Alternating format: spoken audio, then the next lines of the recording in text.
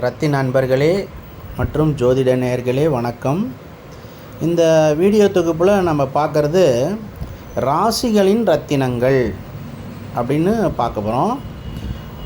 ஒவ்வொரு ராசிக்கு என்ன ரத்தினம் அப்படின்னு பார்க்க போகிறோம்.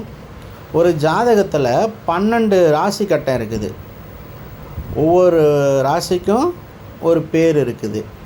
இப்போ மேச ராசி, ரிஷப ராசி, மிதுன ராசி, கடக ராசி, சிம்ம ராசி, கன்னி ராசி, துலாம் ராசி, விருச்சக ராசி, தனுசு ராசி, மகர ராசி, கும்ப ராசி, மீன ராசி, இப்படி 12 ராசி இருக்குதுங்க.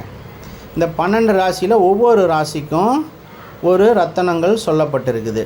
அப்படிங்கும்போது மேசராசி, விருச்சிக ராசி, மேசராசி, விருச்சிக ராசி, இந்த 2 ராசிக்கும் பவளம் ரத்தனத்தை குறிக்குது.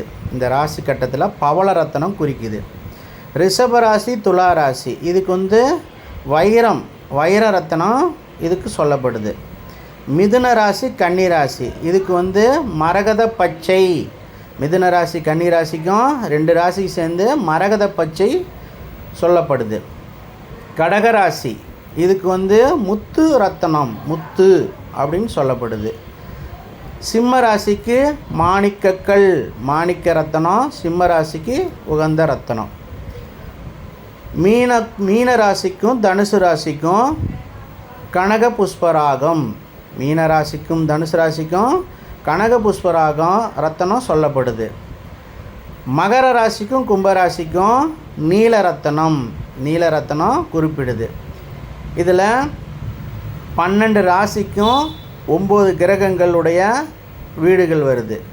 இந்த 12 ராசியில் 12 ரத்தனம் சொல்லியாச்சு. நாம் 12 ராசிக்கு 12 ரத்தனம் சொல்லியாச்சு. 9 ரத்தனம் தான். அந்த ஒரு ராசிக்கு 2 கட்டம் வர்றதுனால, அதனால் ஒரு கிரகத்துக்கு 2 ராசி கட்டம் வர்றதுனால 9 அது கரெக்டாக வந்துடும் உங்களுக்கு கணக்கு பார்த்தீங்கன்னா.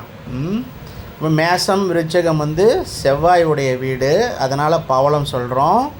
ரிஷபமும் துலாமும் சுக்கரனுடைய வீடு, அதனால் வைரம் சொல்கிறோம். மிதுனமும் கடகமும் புதனுடைய வீடுங்கிறதுனால மரகத பச்சை சொல்கிறோம். கடகம் சந்திரனுடைய வீடுங்கிறதுனால முத்து.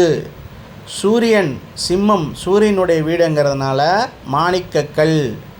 தனுசுவும் மீனமும் குருவுடைய வீடுங்கிறதுனால கனக புஷ்பராகம். மகரமும் கும்பமும் சனியுடைய வீடுங்கிறதுனால நீலக்கல் சொல்கிறோம். இதுக்கு மீதி ராகு கேதுக்கு கட்டங்கள் இல்லை, அதனால் ராகுக்கு கோமேதகமும் கேதுக்கு வைடூரியமும் சொல்கிறாங்க. இப்படி தான் ராசியில் இருக்கிற ராசி ரத்தினத்துக்கு ராசி கல் அப்படின்னு பேர் இப்படி தான் வந்துச்சு. ஆனால் எந்த ராசியில் கிரகம் இருக்குதோ அதனுடைய கல் ஒருத்தர் போடுறாங்க. இந்த மேச ராசியில் இருக்கிறோம், அதனால் பவளத்தை போட்டுக்கலாம். ஒரு ஜாதகமே பார்க்காம இப்போ நகை கடைக்கு போகிறாங்க, அங்கே போய் என்ன ராசின்னு கேட்குறாங்க. அவங்க பார்த்தா ஒரு பேப்பரை எழுதி வச்சுருப்பாங்க. மேச ராசினா பவளம், விருச்சிக ராசினா பவளம், துலா ராசினா வைரம், கன்னி ராசினா மரகத பச்சை இப்படின்னு எழுதி வச்சுருப்பாங்க. அதை பார்த்து நம்ம ரத்தனங்கள் அப்படி அணியக்கூடாது. ராசி ரத்தனங்கள்லாம் இந்த ராசிக்குரிய ரத்தனங்கள் இல்லை, இந்த கிரகத்துடைய ரத்தனம். இந்த ராசி எந்த கிரகத்துக்கு உட்காருதோ அதனுடைய ரத்தனங்கள் தான். ஆனால் ராசி ரத்தனம் அப்படின்னா இந்த இந்த ஜாதகத்தில் வர ராசி இல்லை. இப்போ 2 பேர் சண்டை போடுறாங்க, அப்புறம் 2 பேரும் சமாதானம் ஆகிட்டா என்ன சொல்கிறாங்க பெரியவங்க, 2 பேரும் ராசி ஆகிட்டாங்க, 2 பேரும் ராசி ஆகிட்டாங்க, சமாதானம் ஆகிட்டாங்க, ராசி ஆகிட்டாங்கன்னு சொல்கிறாங்களா. அது மாதிரி அதனுடைய அர்த்தம்தான் இந்த ரத்தனத்துக்கு எடுத்துக்கணுமே தவிர இந்த ராசிக்குரிய கல் நம்ம போடக்கூடாது.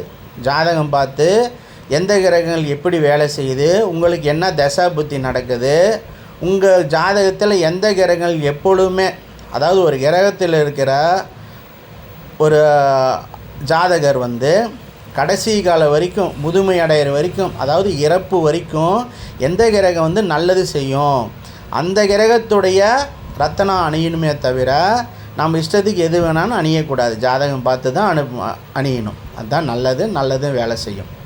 சரி நண்பர்களே, இந்த பதிவை தங்களுக்கு பிடிச்சிருந்தால் சப்ஸ்கிரைப் பண்ணுங்கள், லைக் பண்ணுங்கள், ஷேர் பண்ணுங்கள்.